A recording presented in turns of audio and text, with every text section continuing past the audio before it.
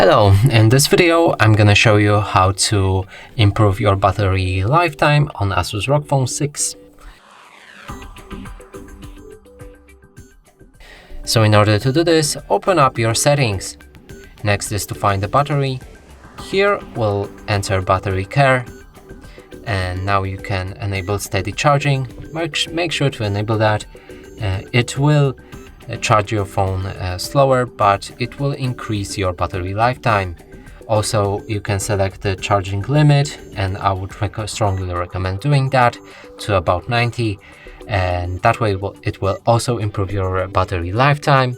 And another third tip from me is to never let your phone discharge to 0, because that hurts your battery very much.